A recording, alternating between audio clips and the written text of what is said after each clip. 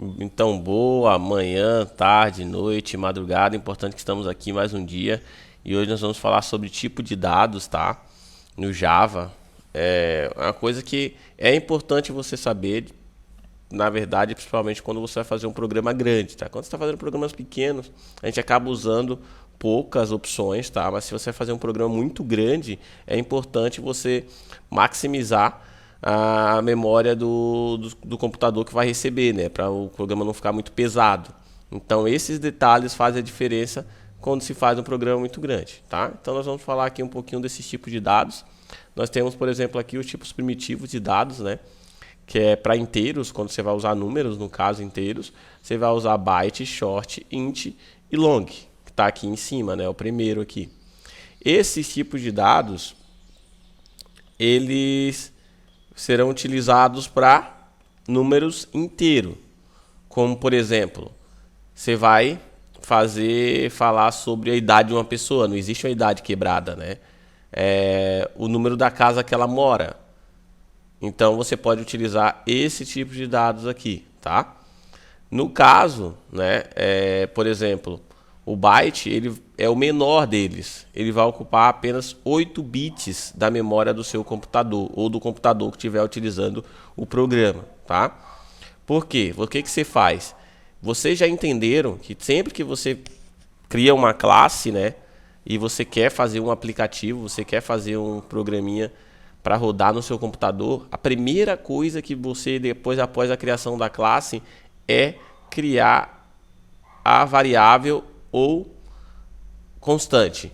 Isso é o que? É o que vai reservar o espaço no seu computador para que a ação aconteça, tá?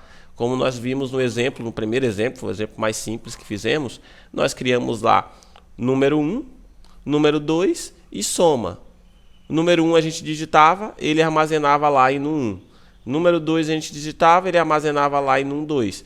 E depois a soma desses dois números ia ser armazenado onde? Em soma. Tá? Então a gente criou espaços na memória do nosso computador para que recebesse aqueles valores. Certo? Então você sabe que é basicamente isso. Criou a variável. Mas sempre que você criou no 1, no 2 e soma, você colocava uma palavrinha reservada do Java antes, né? Que aquilo ia passar para a IDE o que? Armazene esse espaço na memória do meu computador para receber um valor. Então essas palavrinhas reservadas que nós utilizamos, tá? Que é, como eu falei para vocês, byte, short, int e long.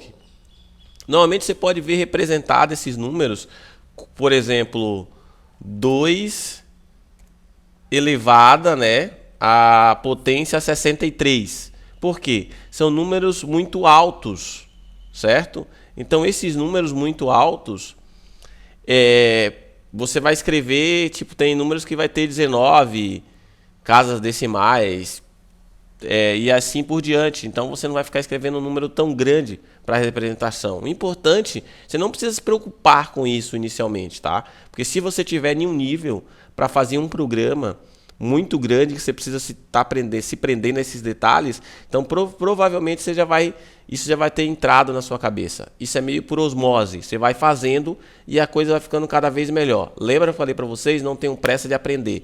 Treine, faça 1, 2, 3, 4, até você ficar bom. Só que o treino faz com que a coisa também entre na sua cabeça automaticamente, né? Então não precisa se preocupar. O que precisa se preocupar agora é o seguinte, ó. Byte é pequeno, tá? Por exemplo, vai de menos 128 até mais, né, 127. Então, por exemplo, se você vai colocar lá a idade de uma pessoa, dificilmente a pessoa vai ter mais de 127 anos. Você pode colocar, por exemplo, byte, tá? Short já vai ser um pouquinho maior que byte, tá? Ele vai ali de 32 mil negativo, né, mais ou menos, até 32 mil positivo. O int já é bem maior. O long já é bem maior. Então, se você, por exemplo, usar long, dificilmente esse número vai passar a capacidade do long, tá? Mas lembrando, o que você tem que ter em mente é que aqui, ó, é para números inteiros, tá? Isso aqui você tem que saber.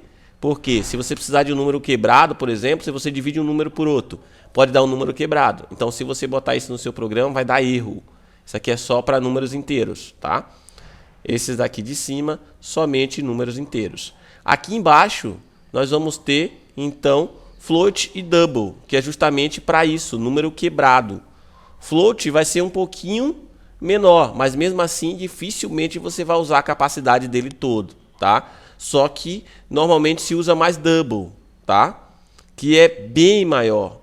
E, basicamente, a capacidade deles ali, ele vai ocupar em sua memória, mais ou menos, uns 32 bits, né? E 64 bits. Aqui vai ser 32 bits, float, e aqui 64 bits. Lembrando que o long aqui em cima, ele ocupa 64 bits, tá? Então dificilmente você vai usar o long quando você estiver fazendo programas simples, tá? Então por isso que você viu que eu usei bastante int. Int porque é um número grande e ele vai estar ocupando 32 bits, que já é metade ali, né? Então você não ocupa tanto espaço assim. Dificilmente você vai usar. O float também você pode usar bastante, tá? Porque dificilmente você vai usar a capacidade do double, tá? Mas aqui vai ser para números quebrados, né? Tipo 3,4, né? Ou 0,5, por exemplo, 3,5 ou 3,8. Então esses números quebrados você usa float ou double, tá? O char é para textos, pequenos textos. Dificilmente você vai usar, normalmente a gente usa string, né? E bota um limite ali. Você pode colocar o limite, a capacidade através do código. Então normalmente você faz isso, tá? Mas, por exemplo, vou fazer uma caixa de texto ali e eu sei que não vai ter mais de 65 mil caracteres, que é o que é permitido, certo? Então você pode usar o char, certo? O texto só pode ter essa capacidade aqui. E nós temos então o boolean, que nós utilizamos já inclusive. O boolean é para só falso ou verdadeiro, né? True ou false. Então somente isso, ele só ocupa apenas um bit, tá? É muito pequeno. Só que você tem que ter domínio do boolean porque ele é bastante utilizado, tá? Então nós vimos aqui que basicamente os mais utilizados vai ser int, né? Double normalmente é o mais utilizado aqui no caso do float. E o boolean, certo? Mas aí bom você ter um pequeno domínio, mas não fique preocupado em memorizar isso. Isso vem com o tempo, tá? E aqui embaixo nós temos o mais importante deles, né? Não vamos dizer o mais importante, mas o mais evoluído, o mais completo deles, que é o string. O string é o que está por padrão na sua IDE, certo? Então por quê? Porque ele aceita todos os tipos de dados. O que você colocar, o string vai aceitar, tá? Isso é comum, é importante você ter esse domínio dessas coisas. Por exemplo, quando você vai digitar num programa que você não conhece, às vezes está lá CPF. CPF é só para aceitar número. Aí você vai e digita sem querer um sinal aqui, por exemplo, uma vírgula ou um ponto, e aí vai vir uma mensagem, uma caixa de texto no seu computador, sabe? Que aquele valor não aceita string. Quando você não tem domínio de programação, você fica perdido. Você não sabe do que está falando. Para quem conhece um pouco de programação, aquilo é muito simples. Só está dizendo que você não pode usar nem vírgula, nem ponto, nem aspas, nem letra naquilo ali. Só pode ser utilizado números, tá? Então o string é o que vem por padrão, certo? E aceita qualquer coisa, letras, caracteres especiais, imagens, né? Como por exemplo, quando a gente faz um array, né? A gente vai guardar lá, tipo, números, imagem, fotos, e ele vai estar como? Um string normalmente, porque aceita tudo, tá? O string também normalmente a gente usa para quando você vai ver que alguns programas que a gente vai colocar para endereço, nomes, né? A gente coloca string. Aí se você quer deixar, eu só quero que aceite tantos caracteres, você vai lá e faz isso na linha de código, tá? Espero que vocês tenham gostado da aula, um grande abraço, dá aquele like aí e inscreva-se no meu canal. Até a próxima!